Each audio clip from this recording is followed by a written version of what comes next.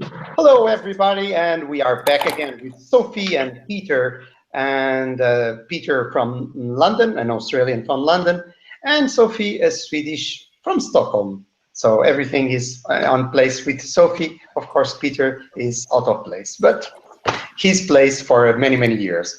So, guys, today we are going to talk about 9 ways to improving your fantasy and creativity. Because in reality, we as knowledge workers, we need to be creative, but also we need to have some fantasy, don't we, Sophie? So your first way. Yeah, no, absolutely. I'm a strong believer in this thing, and I think that the more you learn about how you work yourself and how other people work, the better. And when it comes to improving your creativity and the fantasy that you have inside you, my most practical hands-on tip is to practice some improvisation theater.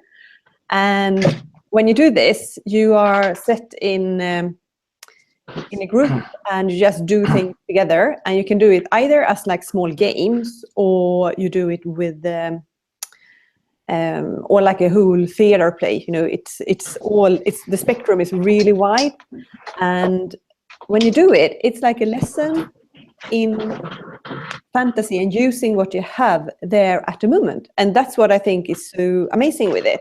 You don't need any books, you don't need to do anything with anyone else that you don't want to. You just sort of play along, and it's like a really non-forceful way of starting to open up your creativity just a little bit, because you have to be creative with what you have there.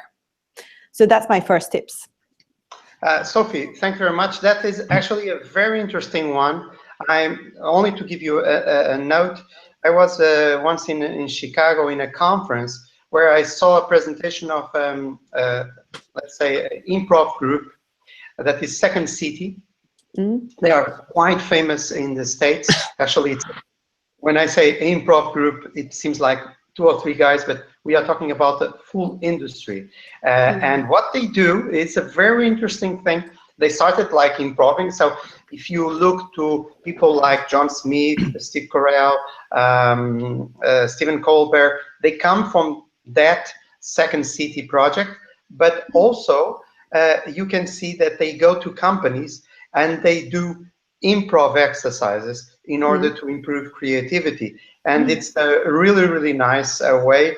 And also, by the way, it's a very nice way of spending a night with friends, joking around.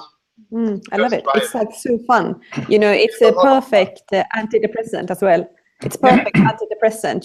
You cannot not laugh when you go into an improvisation show. It's so fun. Okay, Peter. So, what is your recipe? Well, I love the improv stuff as well, and I guess mine's slightly related to that. I think we need to work at reducing the use of labels for ourselves and others and situations. So we become very scripted in life. We follow a kind of script of how things are meant to be. We label ourselves as being a certain kind of person. We label other people as being certain kinds of people. And it removes the possibilities that are inherent in each of us, the potential that's inside each of us and in any situation. So whether it's labels we use in our own mind when we're just thinking, or labels we use when we're speaking about ourselves and others, I suggest we reduce those labels and think more about possibilities. If you hear people say, I am no good at information technology, or I'm the sort of person who doesn't like a certain thing, you're closing off a whole world of possibility for yourself. And it gets worse when we label other people. So we say, oh yeah, he's this kind of person. And I know from my work inside organizations and with teams that people label each other, and I know a lot about those people, and I know there's more to them than what others think. So we shut down possibilities. So reduce the use of labels.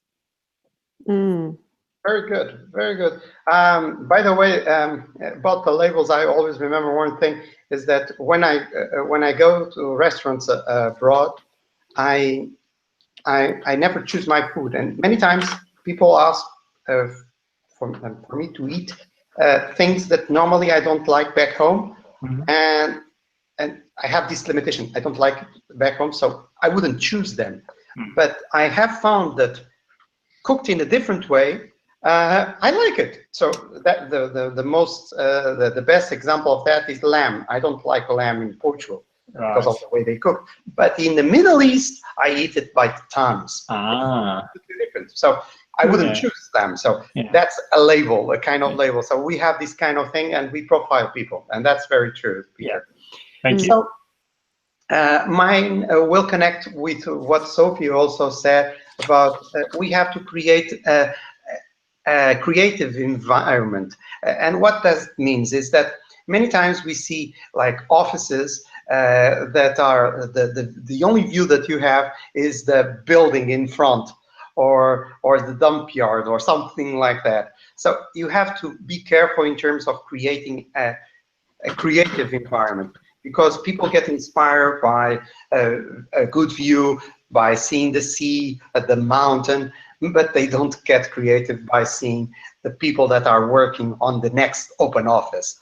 So sometimes even when you are thinking about the structure of the place where you are, you might work in a non-creative environment. So Sophie, you're next. Yeah. Well, I want to encourage people to network a bit more strategically, because I can feel like right now when I move back to Sweden, my network here has not been, I would say I haven't developed my network here in Sweden as much as I've done in London in the last 10 years. And I can feel like, I lack connection with certain kind of people here. And it's not people like me. It's not people who I automatically keep in touch with. It's people who are different. They are maybe further away from me in my sort of group of connections.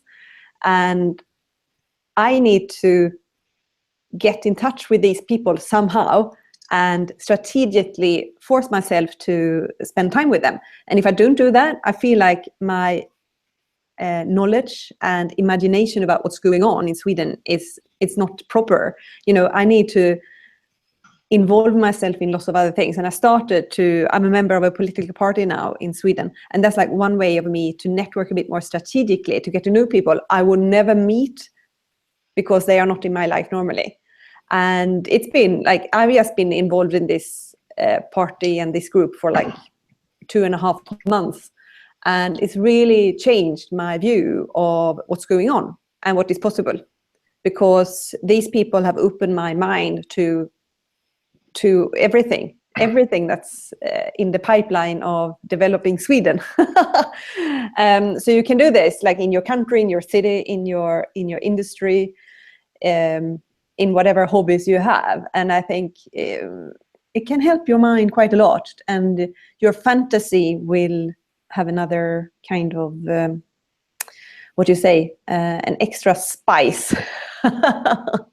So I highly recommend that. Yes, networks are a very good way to spice up the creativity, especially when we go outside the normal group. Yeah. So Peter, what is your advice? Okay, my next one is to, wherever possible, replace the word should with could. I think we talk about how we should be, how others should be, and it is a little bit like the issue around labeling. It's around judgment, and when we replace it with the word could, it's much more empowering because it implies there's a choice and it implies there's possibility. Should is a very harsh word. I hear it with clients talking about other people. They say, oh, they should do this, and things would be much better if they did it this way. And so by getting them to think differently and say, well, let's think of it as one of many possibilities. It softens it, and then it enables them to engage in a better dialogue with other people, because when we carry a judgment of other people, it puts up a wall.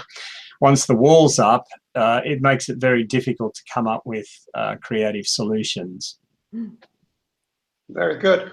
Actually, that connects very much with the one that I have. That is, it's a very simple exercise when you, for instance, instead of saying but, you say and. It's a very simple exercise, because in conversation we tend to say but is to limit. We could do that, but it's not policy. And even when we don't mean badly, we could do that, but we could do better.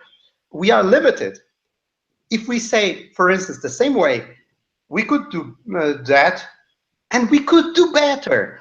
It is much more positive. And it's very funny if you do some exercise of getting a report or email and exchange all the buts by ands. And suddenly you have creative solutions, because when you say and, you have to say something else, you have to add to. So it is a very, very, very simple exercise to boost your creativity. And it's very powerful. It actually is something they teach in improv, which is what Sophie mentioned at the beginning. So it's, I was using that exact thing with a client yesterday about replacing the word but with and, because it's more inclusive and it opens up a world of possibility, builds on what is already existing. And it's also, you know, if you say to someone, oh, you're very good at this, or you're very attractive, but all we hear is what comes after the but, and it negates everything that went before. So it's a great exercise, a great discipline. I agree. Finally, the third from Sophie. Yes. Yeah, of course. As I like improvisation, I think the yes and yes but game is really fun. You know, when you do it, you can sense the energies. They get very different when you do yes but and yes and. So I think every human being on the earth should go a yes and a yes but course. Yeah. Okay, my third point is about structure and rules for your fantasy and creativity. And I think one of the best things that I like to do is to do a brain dump of everything you have in your mind, whatever it is for work, for your house, for your relationships, for your friendships, whatever, you know, just write it down on a piece of paper. And I prefer to use a paper which is at least 2 A4 size, and it should be thicker one so it won't break down. You know, it shouldn't be, you know, scratched or anything easily. It should be a thorough, thick paper. So go to like an artist shop or a paper shop and buy a thick paper. Write down everything on there and don't have any limits to whatever, start doing lists or whatever, but just write down things. And then you group everything into different groups on another piece of paper or a notebook or a digital tool or whatever works for you. So you structure it after you've done the brain dump. And the brain dump is like psychotherapy. Seeing how much energy you can release from your brain by doing that.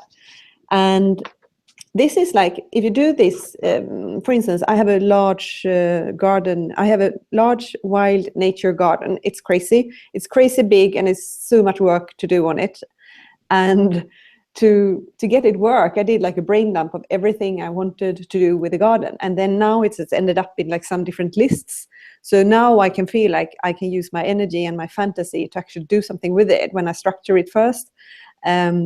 So it's like having a plan for building something up. And people like me, I often feel overwhelmed by all the things I have in my head. This is the perfect way to do it, to just get rid of it and get a little bit more organized. And it's like creating some kind of sense of connection, and you need a sense of connection to use your fantasy. And it gives a little bit of planning tools. And I think, you know, you should treat your creativity with a little bit of love by planning it a little bit better. And then you understand what is going on, because nothing is going on in silo. Everything is going on and it's connected to other things. So to get a better sense of what you're up to and what you're doing, do some, different structure and planning tools, depending on your experience of it. Like I love writing lists. I don't think that's enough. I need to do a little bit more structuring behind my list to get them to work. So yeah, that's my third tip. Okay, thank you very much, Sophie. And finally, your third tip, Peter. Yeah, my third one is to be willing to live at the edge between the known and the unknown.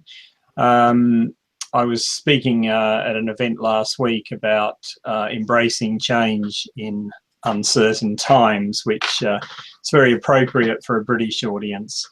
And I was wanting people to kind of recognize that we live inside a circle. There's a great quote: "We live within a circle, the circumference of which is our fear." So when we come to the edge of that circle, we pull back and we don't want to go outside what we know into the unknown. And it's all about our desire for safety, comfort, and control. But that restricts us from discovery. There's a great quote from the famous American racing car driver Mario Andretti, who said, if everything seems to be under control, then you're going too slow, or you're not going fast enough.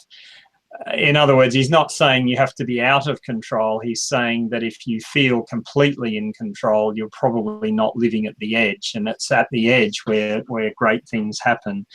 So we have to accept that as human beings, we have two emotions that we don't particularly like either of them. One is depression and feeling trapped, and the other is anxiety and vulnerability. So we have to accept that, we either stay inside the circle and we feel trapped and start to feel a bit depressed because we're not really living to our full potential, or we have to just be willing to feel a little bit vulnerable, step outside the circle, and discover new frontiers or new lands. And that's in all of our dealings with people. It's the way we do our work and so on. So in summary, just be willing to live at the edge. That's what life's about. Thank you, Peter. My third one actually connects a lot with what you were saying, because I believe that in order to be creative, you have to be surrounded by challenging people, people that challenge you. If you surround yourself with yes men or yes women, there is no challenge. You have to lead always the way. You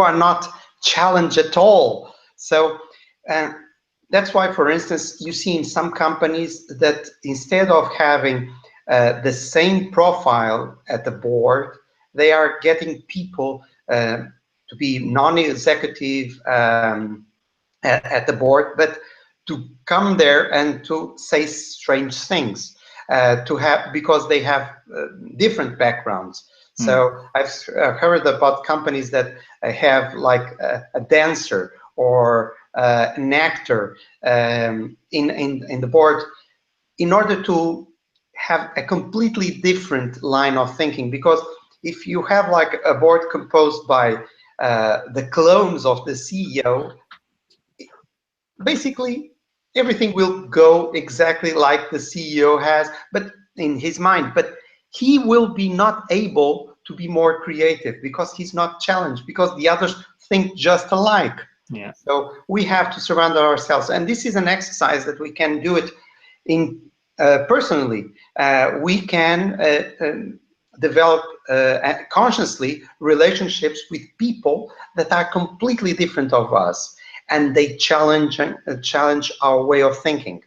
The problem is that the normal way that we live our life is to have people around us that are very similar to us. Because it's more comfortable, because they understand us, because they always say yes, they say, well, great. And we need people that don't say great every time, that don't say yes every time. We need people that say no. or I think another way. So this is a most important thing. And connecting with what Sophie was saying about the political party, it is very interesting. When you are in a political party, normally people think more or less the same. Of course, there are some fractions, but when you enter the political discussion, you start connecting with people that have completely an opposite views, and that is also very challenging. So that's why I think politics is very good for creativity, because you get in contact, either you want it or not, with people with very different views, and it challenges your beliefs. And if they are strong, no problem. But if they are weak, you might change party. So can I just add to that? I was in a workshop last weekend where we were given the task of pairing up with someone who has a different view on something. It could be any topic, and the task was to, one person would talk for 5 minutes on why they believe what they believe, and the other person had to listen, like really listen. And it was a brilliant exercise. It was nice when you were talking to feel that someone was really listening and not just preparing their counter view. But equally, when you truly listen and don't put your own judgments aside, you learn things that you hadn't considered. So it's not just surround yourself with challenging people, it's actually be willing to really listen to them as well. Of course. Yeah. And you get that input that our subconscious brain is wonderful. And what happens is that 1 year later, 2 years later, that conversation will give you some input for a next conversation. It's really interesting. Yeah. I have been doing this around the world, and it's really good. Yeah. So guys, we did the 9 ways, and I hope those are of interest, and they are practical ways of improving your creativity and also your fantasy, because we need fantasy, we need to dream. If we don't dream, we don't evolve. If we don't evolve, it's like the dinosaurs. Bye-bye. So, guys, Peter, Sophie, thank you very much for your time. See you in the next Hangout. Maybe after the vacation period, we will see. Thank you very much. Bye-bye. Thank you. Bye.